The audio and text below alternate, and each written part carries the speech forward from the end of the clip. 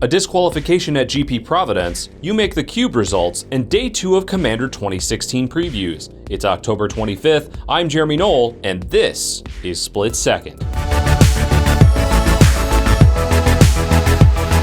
On Sunday, a statement was released by the event coverage staff at Grand Prix Providence regarding the disqualification of 2015-2016 Rookie of the Year, Oliver Tew. Just after round 15 began, Tew's opponent conceded the match. However, an investigation into the concession took place because a judge overheard the two players mentioning PayPal. During the investigation, each player gave a different account of the conversation that led to the concession in question. Tew mentioned that he was interested in the pro point while his opponent was not, and then the conversation of a prize split occurred. Per the official statement of head judge Steven Zwenger, quote, "These two statements in combination created the strong implication that Tew desired his opponent to concede and that there was a financial benefit, the prize split, for the opponent to do so. Under official policy, this implication qualifies as bribery." End quote. For more information, check out the article linked in the description below. During the StarCityGames.com Milwaukee Open weekend, a series of events performed by Ket Ketter was put under scrutiny. During round 10 of the main event, Ketter's opponent, Frank Vanderwall, played a Rest in Peace. Ketter can be seen moving the single card in his graveyard, a Conflagrate, into exile and then quickly moving it back to his graveyard and adjusting his deck, while Vanderwall is adjusting his lands. Vanderwall then motions with his hand, a signal commonly accepted as passing the turn. Ketter then pauses, motions to himself, seemingly to clarify that the turn is being passed, and slowly untaps his land. After this, there seems to be some confusion between the players, and a judge is called. During the judge call, Ketter stated that Vanderwall did not announce the trigger for Rest in Peace, which exiles all cards in all graveyards. After some deliberation, the judge ruled in Ketter's favor, which has caused many to take to social media to express their disapproval of Ketter's actions. Late yesterday, Card Hoarder, who sponsors the team that Ketter is part of, released a statement on Reddit. After an explanation of the discussion that they had with Ketter, they have opted to keep Ketter on the team moving forward. The full explanation can be found in the link below. At the beginning of last week, Wizards of the Coast announced the finalists for the You Make the Cube contest, the winner of which would have their cube hosted as an official format on Magic Online. After a week of voting and just over 4,200 votes cast, Timothy Simonot's Twisted Color Pie cube came out as the winner. Simonot's cube eschews the traditional color roles of the Magic Pie, allowing for archetypes such as blue aggro and red control. You can check out the full card list on Daily MTG. Today marks the second day of Commander 2016 preview cards. First up is Rayhan Last of the Abzan, previewed by Magic Europe Twitter account. A 0/0 human warrior for 1 black-green, Rayhan has Partner and enters the battlefield with 3 +1/+1 counters.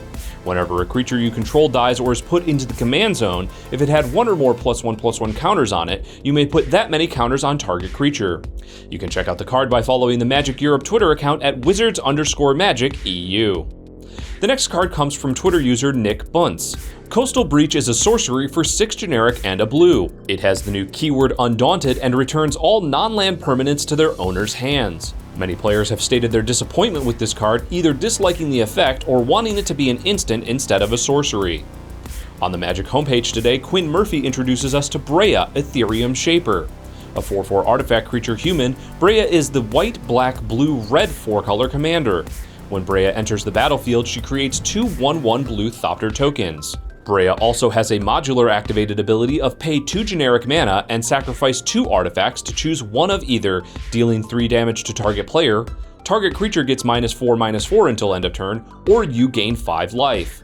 Murphy provides an overview of choosing a commander and evaluates Brea in terms of color identity, tribal support, attack power, and synergies. You can check out the full article on Daily MTG. Also on the mothership today, Magic R&D editor Glenn Jones goes over his experiences on his first development team.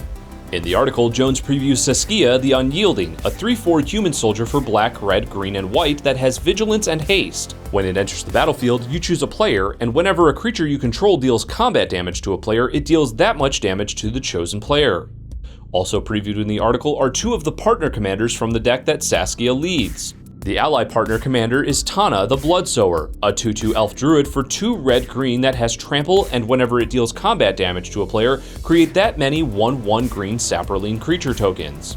One of the enemy color commanders is Timna the Weaver, a 2/2 human cleric for 1 white-black that has lifelink and says at the beginning of your post-combat main phase, you may pay X life, where X is the number of opponents that were dealt combat damage this turn. If you do, draw X cards. You can check out the full article about Jones's first development experience over at Daily MTG. On YouTube today, the Command Zone podcast released episode 128 with their previews for the set. First up is Cruel Entertainment, a sorcery for 6 and a black. It says choose target player and another target player. The first player controls the second player during the second player's next turn, and the second player controls the first player during the first player's next turn. In the episode, Jimmy and Josh go over their thoughts on the card's implications as a political tool in a multiplayer game. Also during the episodes, they revealed 2 reprints, Iroas God of Victory and Hannah Ship's Navigator with the Judge promo art. You can check out the full episode over at youtube.com/theCommandZonePodcast. On MTG Goldfish today, Seth, probably better known as Saffron Olive, also provides us with a reprint that will be in Commander 2016. Oath of Druids, originally printed in Exodus, is a staple of the vintage format. The text has been updated to clarify the effect of the card in a multiplayer game. You can check out the full article, including a few decks that Oath of Druids could go into, on mtggoldfish.com. That's our show for today, October 25th. Make sure to like and subscribe to our channel to keep up with all the latest Magic news and strategy. I'm Jeremy Knoll, and this has been Split Second.